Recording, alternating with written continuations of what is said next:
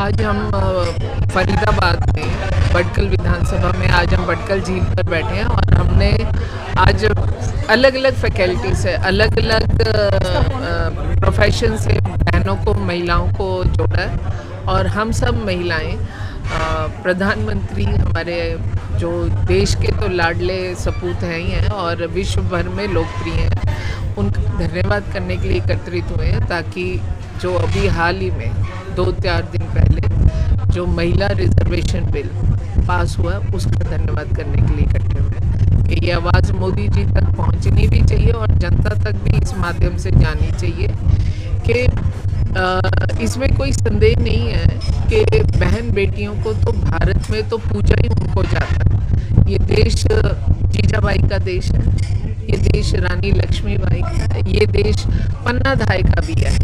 तो इस देश में तो ऐसी और जब हम रामायण की तरफ बढ़ते हैं तो ये सीता माँ का भी देश है, ये वही भारत है। तो सिर्फ उस भारत में जब अलग अलग शासक आते रहे और उन शासकों की भूमिका के अनुसार समाज में प्रत्येक वर्ग की जो स्थान था ऊपर नीचे होता रहा, लेकिन जब से मोदी जी के हाथ में बागडोर आई देश की, तब से देश का अभावग्रस्त व्यक्ति, मजदूर, किसान, हमारे गांव के जितने निवासी हैं वो, और मैं साथ साथ ये शब्द भी बोलूँगी बहनों के लिए बहुत उन्होंने योजनाएं दी और उसका नतीजा क्या आज वो 33% रिजर्वेशन तक उसे पूरा करने में पहुंचे।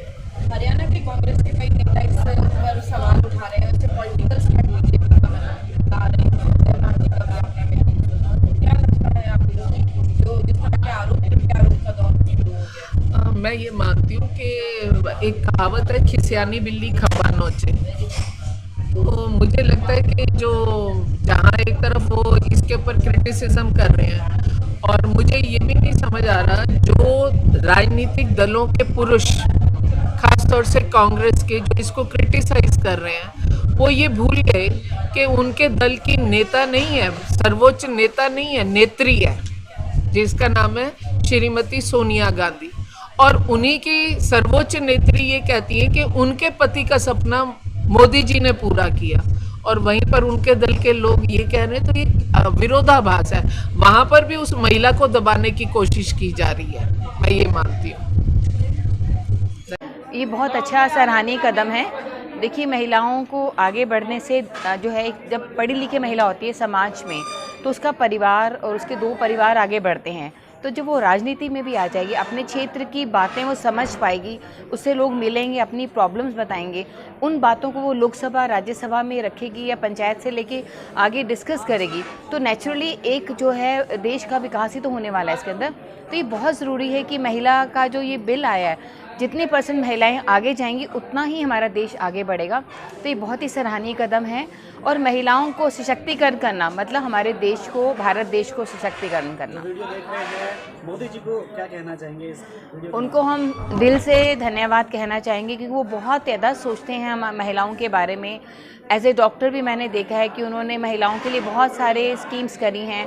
उनकी ये कोशिश है, प्रधानमंत्री सुरक्षित मातृत्व योजना, हर महीने की 9 तारीख को गर्भवती महिलाओं को स्पेशलिस्ट डॉक्टर देखें।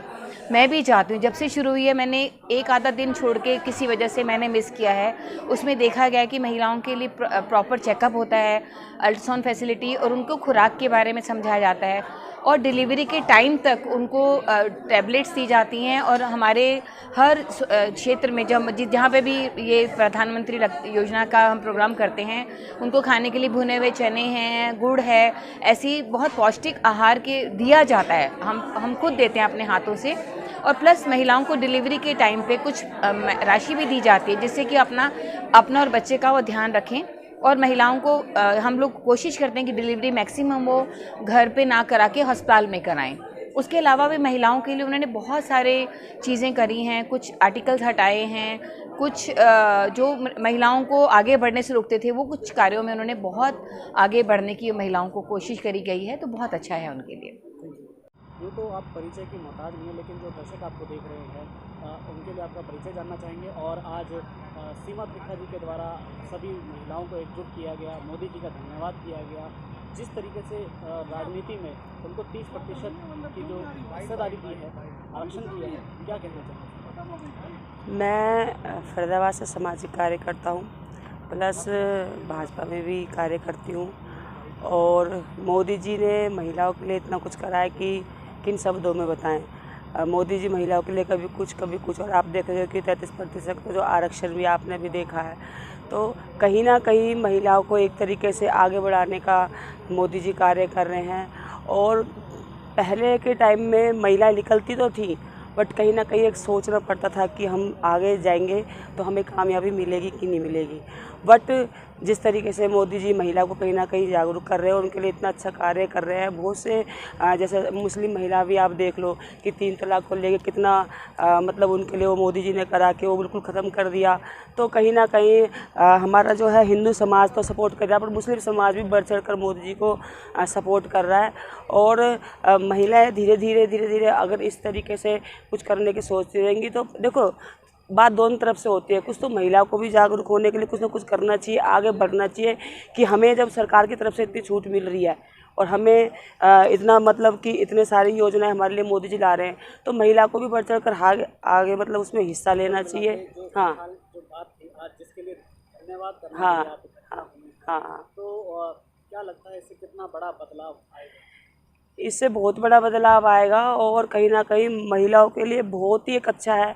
आप जैसे बात अंदर मैंने चली थी कि वो बता रहे थे कि जब इलेक्शन आते तो इलेक्शन के समय में महिला को सीट तो मिलती है, ठीक है, पर कहीं ना कहीं उसका जो है बेनिफिट वो उठा लेते हैं, तो उनके पति उठा लेते हैं। तो मैं आपके माध्यम से एक बात ये कहना चाहूँगी, सरकार से भी अपील करना चाहूँगी कि देखो आप वैसे तो ज़्यादातर आप देख रहे हो कि सारा जो होता है वो जेंट्सों के लिए होता है, बट कहीं ना कहीं थोड़ा वो जो है समर्थन वो महिलाओं को भी दिया गया है। पर अगर महिलाओं को सीट मिल रही है तो सरकार भी थोड़ा इस बात पर ध्यान दे कि उन्हीं महिलाओं को सीट दे कि जो खुद कार्य कर सकती है और आगे बढ़ सकती है। और सबसे बड़ी वाली बात ये देखी जाए कि वो पहले समाज से जुड़ी हुई होनी चाहिए। अगर आप समाज से जुड़ी हुई नहीं है, अगर आप घरेलू महिला और एकदम आगे अगर आप खड़े होते हो, तो कहीं ना कहीं मुझे नहीं लगता है, मैं अपनी तरफ से कह रही हूँ, कहीं ना कहीं मुझे भी नहीं लगता है कि वो महिला समाज के लिए कुछ ज़्यादा कर पाएंगी। हाँ, उसके पीछे जो उनके पीछे हस्बैंड खड़े हैं जिन्होंने उनको खड़ा करना चाहे, वो उस चीज़ का फ़ायदा उठा सकते हैं। तो अगर महिला को कुछ दिया गया है, और कहीं ना कहीं पहली बात तो आप ये देखो कि महिला घर से निकल ही नहीं पाती, उनका निकलना कितना मुश्किल होता है। और बड़ी मुश्किल से अगर महिला घर से बाहर निकल रही है तो कहीं ना कहीं उसको पूरा सपोर्ट करना चाहिए। और मतलब जनता भी ना सिर्फ ये ना देखे कि हाँ मतलब कि जेंट्स को सीट नहीं मिल सकती, लेडीज़ को सीट मिलती, इसको सपोर्ट कर दो। ये देखना चाहिए कि लेडीज़ कार्य करने वाली होनी चाहिए, समाज के लिए कुछ करने वाली होनी चाहिए, तब उसे सीट दे और उसको वोट दे और उसको आगे जिताए। बस मैं इस बातों के पास। मेरा नाम सुदेश ओबराय। आज सीमा त्रिखा जी के द्वारा आज धन्यवाद कार्यक्रम किया गया, तो आप इस बात से कितना इत्तेफाक रखते हैं कि इससे महिलाओं की जो राजनीति में एक बड़ा बदलाव आएगा? मैं ये कहती हूँ इस आरक्षण से राजनीति में बहुत ज़्यादा बदलाव आएगा और महिलाओं को आगे आने का मौका मिलेगा। इस आरक्षण से महिलाएं जागरूक होंगी और वो काफ़ी आगे बढ़ पाएंगी। मोदी जी ने जो एक कदम उठाया है उससे हमारी महिलाओं को बहुत ज़्यादा सपोर्ट मिलेगा। तो क्या कहेंगे मोदी जी को? मोदी जी का धन्यवाद। मेरा नाम शालिनी मंगला, मैं जिला उपाध्यक्ष महिला मोर्चा। अभी 2 दिन पहले हम अपना नया पार्लियामेंट देख कर आए हैं। चौधरी कृष्णपाल गुर्जर जी द्वारा आयोजित कार्यक्रम में सारी महिलाओं को, फरीदाबाद की सारी महिलाओं को लेकर जाया गया और हम लोगों ने हाउस देखा। पहले हम लोग राज्यसभा गए, फिर लोकसभा गए। तो वहाँ जाकर जो एहसास हुआ वो ये एहसास था कि हम क्यों नहीं यहाँ बैठे हैं, पर मोदी जी ने ये आरक्षण बिल पास कराकर राजनीति के अंदर महिलाओं का स्थान बना दिया है। और यहाँ पर अब महिला ज़्यादा संख्या में बैठेंगी। महिलाओं के पास ज़्यादा बुद्धि है, ज़्यादा दिमाग है, काम करने की कैपेबिलिटी है, ऑलराउंडर हैं महिलाएं, और महिलाएं सब काम संभाल सकती हैं। महिलाएं जाके अब हाउस में भी बैठेंगी। बहुत बड़ा बदलाव आएगा, बहुत बड़ी क्रांति आ सकती है। Thank you Modi ji, thank you so much.